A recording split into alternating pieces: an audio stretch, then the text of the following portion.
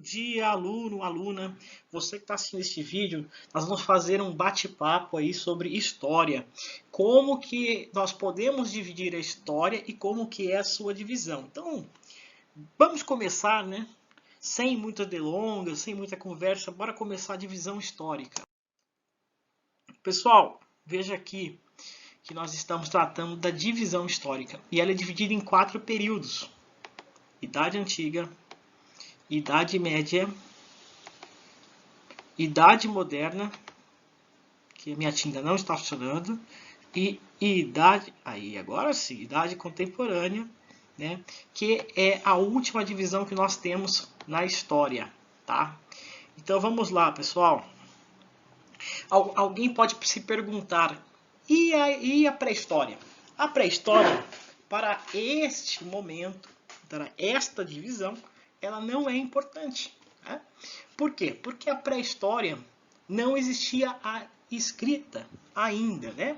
Então, quando surgiu a escrita, lá a escrita cuneiforme, né, e outros símbolos, 4.000 anos antes de Cristo, aí nós começamos a Idade Antiga, pessoal. Então, a Idade Antiga começa com a escrita. Né? Começa com a escrita e dentro dela nós temos várias civilizações, como Grécia, Roma, né? Que também é chamado de Idade Clássica. Logo após, nós temos a Idade Média, né? Que é o medievo, e que nós vamos ver mais para frente porque aqui queda de Roma, tá?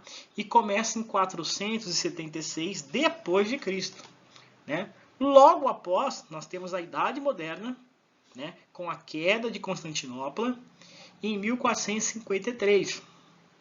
E para finalizar, nós temos a Idade Contemporânea com a nossa última data aqui, Revolução Francesa, tá? Em 1789, né, pessoal?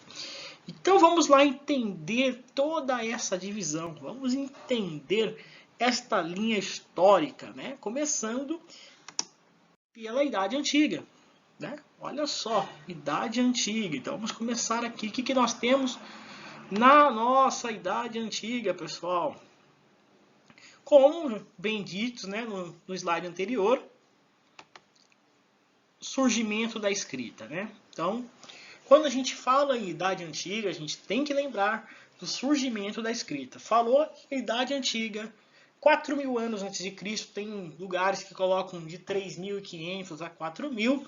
Eu, particularmente, adoto 4.000 anos antes de Cristo. Tá? Então começou a Idade Antiga a partir do surgimento da escrita. E quais são os 3 pontos? Né? Existem muitos mais pontos relevantes da Idade Antiga, mas quais são os pontos que nós devemos levantar sobre a Idade Antiga? O primeiro ponto que eu gostaria de levantar com vocês é a Grécia, né, que é o berço da civilização ocidental, é o berço da nossa civilização.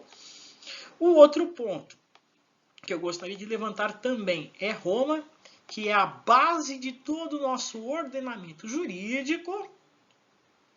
E a outra parte, né, no mesmo grau de importância, é o povo hebreu.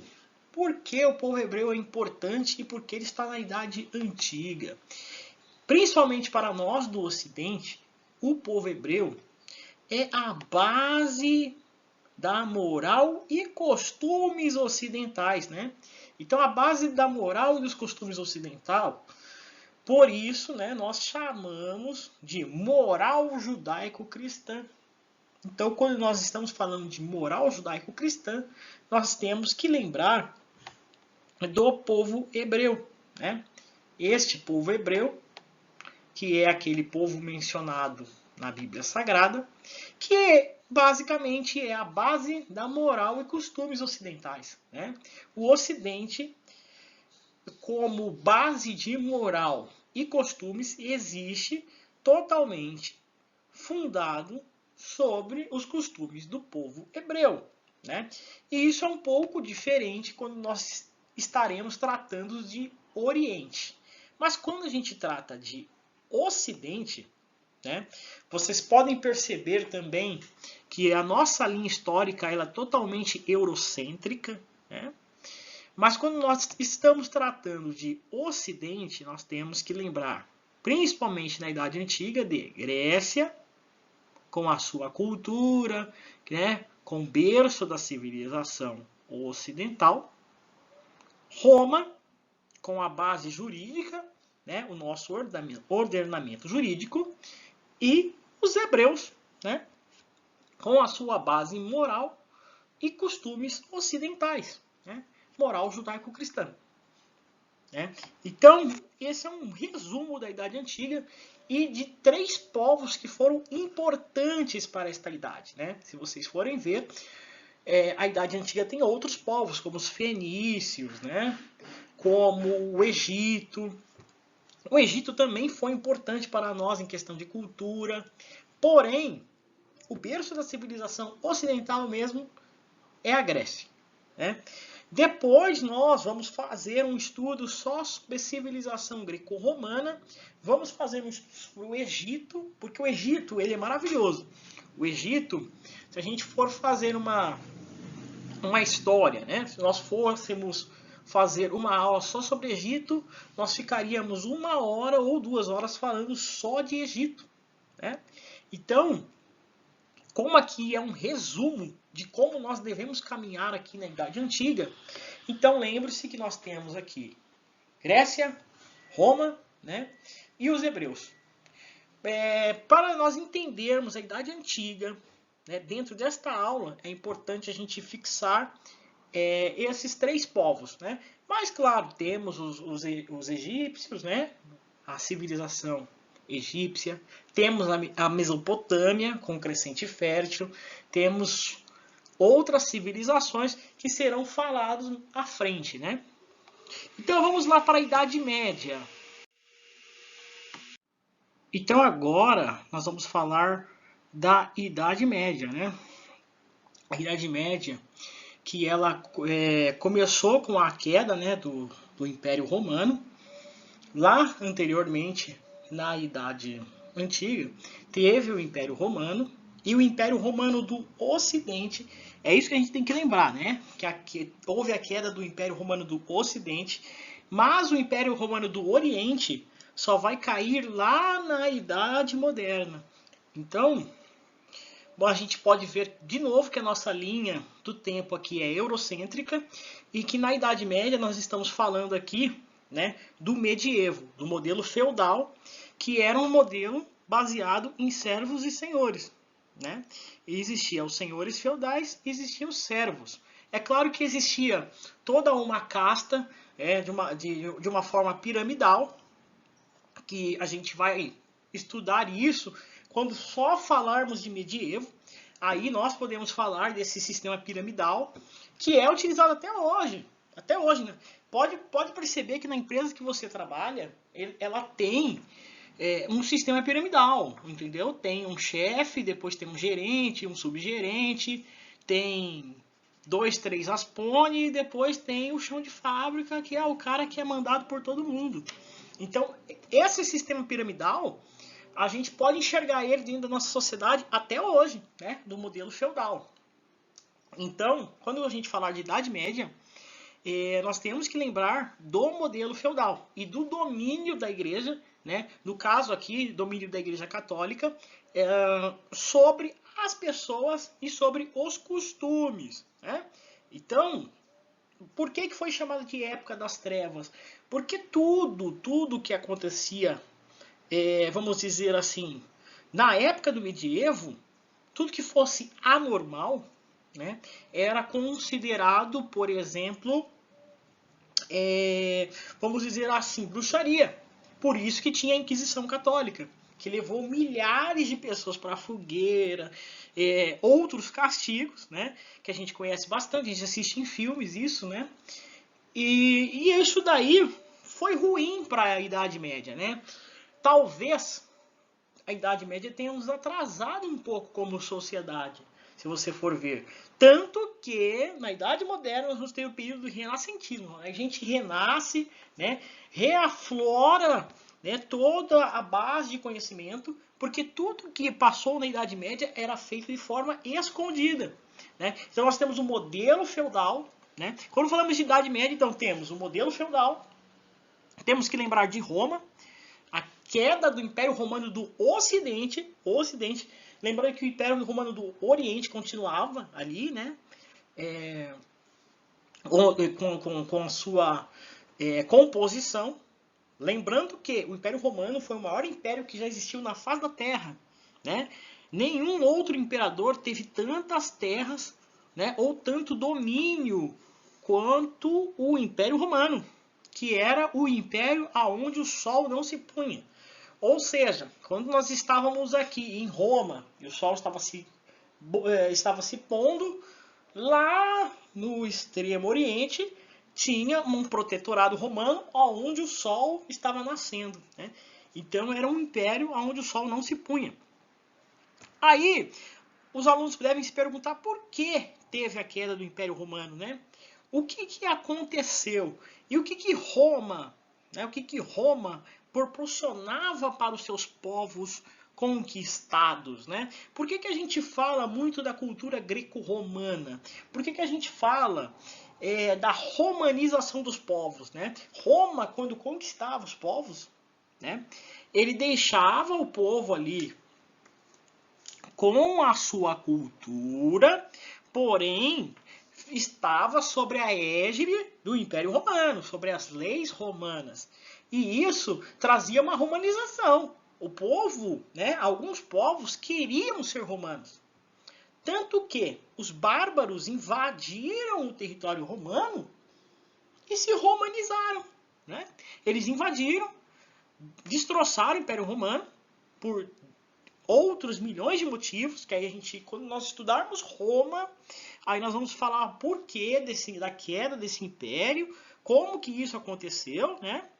Mas esses povos que invadiram Roma, né, os bárbaros, acabaram se romanizando, né? Ou seja, na mentalidade eurocêntrica, se romanizar era bom, né? É igual hoje. Tudo a gente passa pela cultura norte-americana. Na década de 90 e 80 era muito maior essa influência. Hoje a gente já vê, né? Vocês podem perceber que a influência norte-americana tem diminuído muito. Vocês começam a ver a influência oriental, né? Principalmente aí dos coreanos, dos chineses, né? Já é um outro tipo de influência. Então os Estados Unidos têm perdido muita influência, que é assunto para outra aula também, né? E o terceiro ponto da Idade Média é que teve guerras, né? Cruzadas, né? A gente vai estudar cruzadas também. Não adianta falar nesse vídeo aqui sobre cruzadas, também é uma outra aula de 2 horas. Peste, né? E a fome, né? Isso rondou muito a Idade Média. Então, quando a gente fala de Idade Média, a gente tem que lembrar do modelo feudal, da queda do Império Romano do Ocidente e das guerras, né? Guerras, fome, peste, tudo isso aconteceu nessa época das trevas, né? Que era dominada pela Igreja Católica, que era denominada a Grande Senhora Feudal, né? Então vamos agora falar um pouco da Idade Moderna. A Idade Moderna, olha lá, é uma idade do questionamento, é a idade do renascimento, né? Por quê? Porque a igreja perdeu o poder, né? Também houve a transição do feudalismo para o capitalismo e a criação dos estados modernos, ou seja, a separação do poder divino do poder estatal, né? A gente pode perceber, né? Não foi muito falado no slide anterior, mas quando a gente fala de Idade Média, existia o Estado e o poder divino era uma coisa só, né? A igreja comandava o Estado. E nos estados modernos houve esse desmembramento, ou seja, a separação do poder divino. A igreja continua com o seu poder, mas poder divino. E o Estado agora tem o poder estatal, né? Ou seja, a igreja interfere muito menos no Estado do que interferia na Idade Média, né? Então a igreja perde um pouco do poder. É nessa época que nós vamos ter aí a reforma contra a reforma. Por quê? Porque a igreja começa a perceber que ela perdeu o poder, né? Então, a partir do momento que ela perde o poder, entra uma idade, a idade moderna, a idade do questionamento, a idade do renascimento, né? A igreja já não tem mais o poder sobre a vida das pessoas, né? E aí começa a surgir os estados modernos, né? E aí a igreja começa a submeter, vamos dizer assim, ao Estado. Ou seja, há uma separação de poderes. A igreja ela fica com um poder um pouco menor, mas ela continua ativa. E ela é ativa até hoje, né? Então esse poder divino ele continua ativo, né? Agora vamos ver a última idade, né? Que é a final da Idade Moderna, né? Que começa a Idade Contemporânea. Que começa quando? A Idade Contemporânea começa com a queda de Constantinopla, que era a capital do Império Romano do Ocidente, do Oriente, perdão. Né? Então, Constantinopla era a capital do Império Romano do Oriente.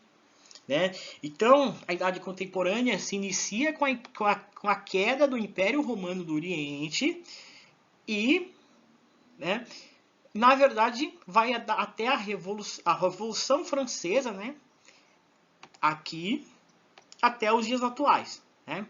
Então, dentro da Idade Contemporânea, nós temos guerras, nós temos pandemias e avanço tecnológico. Né?